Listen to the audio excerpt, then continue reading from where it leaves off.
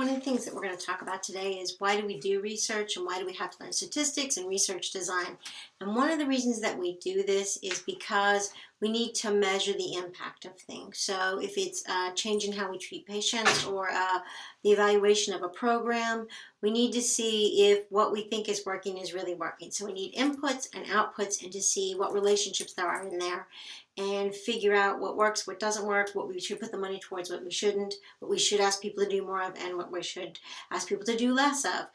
But again, a system is perfectly designed to put out what it's putting out, and if we don't like what it's putting out, then we need to do something to change that system. And that's one of the reasons that we do research. There's a lot of different ways to measure things, a research methodology. You can do applied research, you can do basic research. Basic research is just looking at a new phenomenon. Sometimes it's called bench research. So it's looking at cells and how they develop and how they grow or don't grow. Applied is sort of like you're trying to seek to solve a problem or to address a problem that you don't like the outcome of. And a lot of research is sort of taking that basic research and applying it and seeing if it will change the outcome from something that we're trying to measure. Built within that, though, is sort of qualitative and quantitative. And quantitative is really looking at, qualitative is like saying, what's the new phenomenon? Describe it. Quantitative is really looking at how do we measure that? How do we see if this, then that? How can we identify things and see how we can make a change? Again, there's research methods for every single social situation and social discipline. They're kind of getting at what's the nature of things, what's the nature of a relationship, what are the causes, impacts, consequences of either an intervention that you do or of a program, and maybe even more narrowly of a program on a particular population. So you really kind of sort of look at how can we improve this, how can we address this, what are we looking at? We do this through measuring variables, independent and dependent variables. And a variable is sort of an observed phenomena that we've assigned a number to or a quality to. And we're looking for attributes. So is it male or female or other? Is it, so that would be gender. Is it some other kind of thing? Their age, their level of education, whether or not they have asthma or don't. Are they newly diagnosed? Have they had certain amounts of education? Where do they live? All those kinds of things are applying characteristics and values that we're measuring to look for that relationship within a program or an intervention that we're looking at.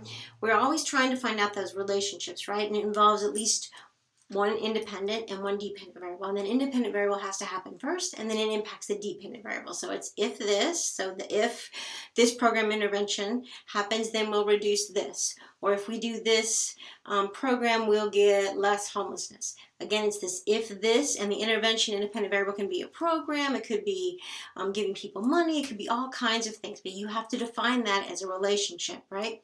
And that's what you're looking at and what you're measuring when you're using statistics. And one of the things to think about too is sort of statistics is really telling us a story. So we're collecting all the statistics on what inputs we put into the system, money, people, interventions, and then sort of what's the impact has. Has they had better outcomes, more education? Are they able to finish college? Does the program mean that they no longer have untreated diabetes? All those kinds of interventions we're looking at as an output. And that hypothesis is that if we do this, we'll get this. One of the important things to do is we want to look at if there's a correlation or causation, and that's where it gets kind of difficult, and that's again why we need to define the independent-dependent variable. There's also sort of a rival alternative hypothesis, so it could be something, sometimes we refer to those as control variables. So the impact could be, it's really about people who the program works for only a specific set of people. And those specific set of people could be people who are younger, people who have higher level education. So a lot of times that alternative hypothesis, rival hypothesis are alternative explanations for what's really going on. Or explanations that sort of help clarify why that intervention works, why it doesn't.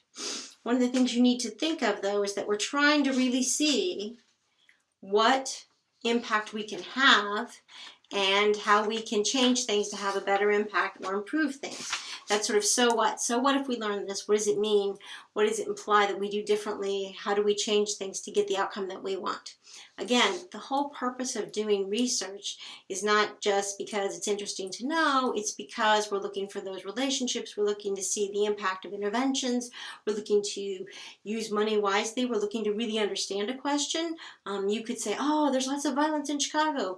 If you really look at where that happens, violence happens in specific areas, and then you can look at alternative explanations of why that violence happens, that you'd find out about those particular areas. It sort of leads to another question of what is it about these areas versus other areas? Is it just based on access to jobs? Is it based on education levels? And you ask a more varied question, and you can apply more intricate, better outcomes by changing those variables or impacting those variables. And again, this is why we do research. This is why we do statistics, so we can measure what's happening, so we can tell a story with our numbers, and we can make an impact.